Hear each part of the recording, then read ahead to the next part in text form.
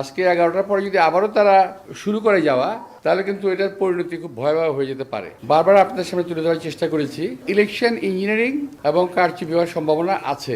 কোনো হানাহানি নয়, শান্তিপূর্ণভাবে ইলেকশনটা হয়ে যাক আমরা কামনা করি। আরামবাগের কিছু কিছু ছাত্রাবাস আছে, কিছু কিছু মেস আছে, এখানে 200-300 কর্মী অস্ত্র সহ অবস্থান নিয়েছে, যারা আশেপাশের নিকটস্থ সমস্ত সেন্টারগুলোতে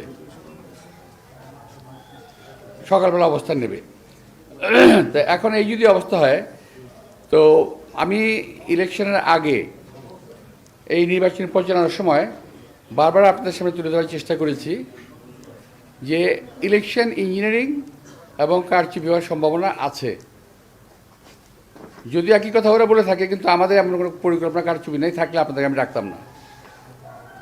আমরা চাই মানুষের দীর্ঘদিনের চাহিদা, দীর্ঘদিনের আকাঙ্ক্ষা পূরণার্থে যে নির্বাচন হচ্ছে এটা সুষ্ঠু সুন্দরভাবে হোক। কোনো ব্লেম নয়,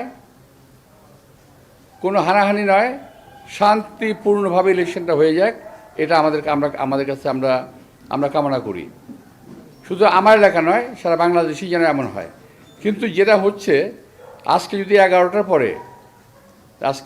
পরে যদি আবারও তারা শুরু করে যাওয়া, তাহলে কিন্তু এটার পরিণতি খুব ভয়াবহ হয়ে যেতে পারে। আমি জানি না রাতের অন্ধকারে কী হবে, এটা আমি জানা নাই। আমি নিজেও এখন অনেকটা সিক, একটু সুস্থ ছিলাম কিছুক্ষণ আগ পর্যন্ত, এখন আমি সুস্থ থাকার উপায় নাই। তো প্রিয় ভাইয়েরা, আপনারা দয়া করে বিষয়টি খুব স্পষ্টভাবে জাতির সামনে যদি তুলে ধরেন, কৃতজ্ঞ থাকব। এবং হয়তো দেশ জাতি একটা ভয়ানক ষড়যন্ত্র থেকে রক্ষা পেতে পারে। আমরা আশা করব যারা এই কাজগুলো করছেন এবং করতে চাচ্ছেন, তারা যদি বুঝে থাকেন যে জনগণ তাদেরকে চায় না, কারচুপির মাধ্যমে জিততে হবে, তাহলে তারা কেন নির্বাচনে আসছেন আমি ঠিক বুঝতে পারছি না। তার নির্বাচন আসা উচিত হয়নি। কারচুপির প্রস্তুতি নিয়ে যদি আমি ইলেকশনে যাই, ভোট ডাকাতির প্রস্তুতি ইলেকশনে যাই, আমরা যদি 2008 সালের মধ্যে ইলেকশন করতে চাই, তাহলে কেন তার ইলেকশন আসবে?